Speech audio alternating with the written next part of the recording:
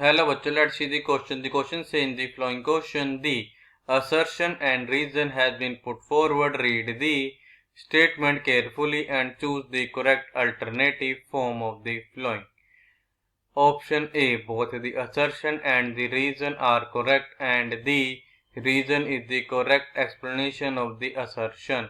Option B, assertion and the reason are correct but the reason is not correct explanation of the assertion.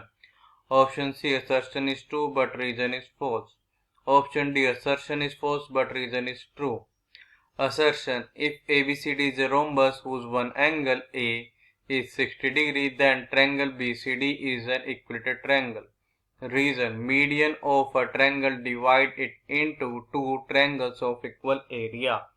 तो given क्या है? Given ये है कि एक असर्शन एंड एक रीजन. हमारे पास असर्शन तो ये है कि ABCD हमारे पास एक रोम्बस जिसके पास एक एंगल A जो है किसी इक्वल है 60 डिग्री के. देन जो पर ट्रायंगल BCD होगा हमारा ये होगा एक इक्वलेटेड ट्रायंगल होगा. उसका रीजन गिवन है कि median of a triangle divide it into two triangles of equal area. Then हमारे पास यहाँ पे ऑप्शन है 4. हम करेंगे कि इनमें से हमारा कौन सा ऑप्शन करेक्ट होगा. Firstly I will tell you कि कॉन्सेप्ट एंड जो की कॉन्सेप्ट है ये आपकी हेल्प करेगा इस क्वेश्चन को सोल्व करने में. तो हमारे पास फर्स्ट की कॉन्सेप्ट करने पर मीडियन होता है मीडियन ऑफ ए ट्रायंगल, किसी भी ट्रायंगल का median. Median of a triangle divide करेगा, डिवाइड करता है इस ट्रायंगल को, divide it into two triangle. Triangle करेगा डिवाइड कर देगा दो ट्रायंगल, एरिया क्या होगा इक्वल होगा, into two triangles of equal area. ये था हमारे पास हमारा फर्स्ट की कॉन्सेप्ट. नाउ द सेकंड की कॉन्सेप्ट इज, हमको पता है क्या कि एंगल्स ऑपोजिट टू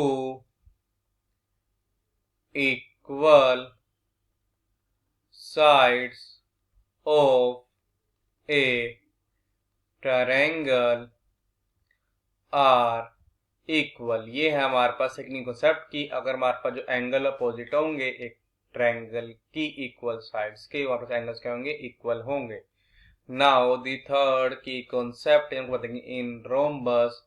रोम्बस ऐसे करता है जो हमारे अपोजिट एंगल करता है इक्वल होता है. इन rhombus opposite angles are equal. अब हम क्या है इनकी कॉन्सेप्ट की हेल्प से अपने क्वेश्चन को करेंगे solve. Now see this figure carefully. ये हमारे पास हमारा rhombus A B C D और गिवन के एंगल ए जो हमारे इक्वल है 60 डिग्री के, तो उसका अपोजिट एंगल जब हमारा एंगल सी इक्वल होगा, ये भी हमारा इक्वल होगा 60 डिग्री के, बिकॉज हमारे पास क्या है रोम्बस है. अब देखो हमको पता है हमारे पास रोम्बस की हर साइड करते हैं इक्वल होती है in triangle B C D. अब रोम्बस के साइड होते हैं इक्वल, तो हमारे पे जो साइड है बी सी ये हमारी इक्वल आ जाएगी, हमारी इक्वल आ जाएगी डी सी के.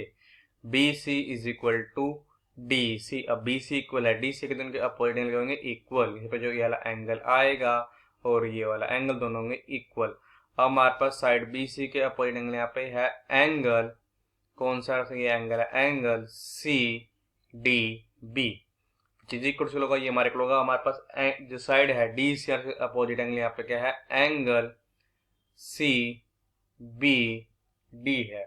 अब देखना यहाँ पे क्या आ जाएगा अगेन फिर इन ट्रायंगल, हमारे ट्रायंगल बी सी डी में हमको पता है इसके इंटीरियर एंगल होगा 60 डिग्री के, तो हमारे पे आ जाएगा कि सबसे पहले एंगल बी सी डी है जो कि हमारे इक्वल 60 डिग्री पे 60 डिग्री आ जाएगा. फिर बचेगा plus angle C D B plus बचेगा फिर एंगल यहाँ पे सी बी डी. ये हमारे प्लस होगा, ये हमारे को होगा 180 डिग्री के. तो हमारे पे इम्प्लाई ये बचेगा दिस इम्प्लाइज दैट कि angle C D B plus अब एंगल सी बी डी ये हमारे को एंगल सी डी बी के तौर पर जाएगा एंगल सी डी बी. ये हमारे को होगा 180 डिग्री माइनस 60 डिग्री के.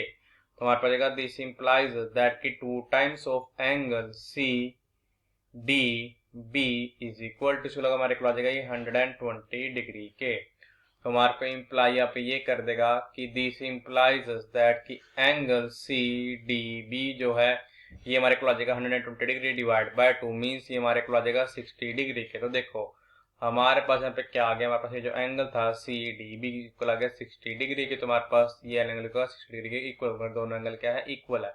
अब हमारे पास इस ट्रायंगल में हर एक एंगल इक्वल आ गया 60 डिग्री के।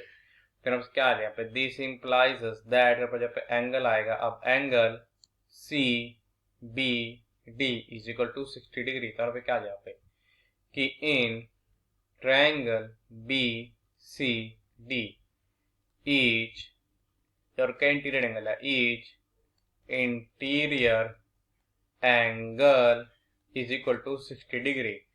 अब हमारे पास अगर हर एक इंटीरियर एंगल किसी ट्रायंगल इज इक्वल 60 डिग्री के, तो हमारे पास ट्रायंगल होता है इक्विलेटरल ट्रायंगल।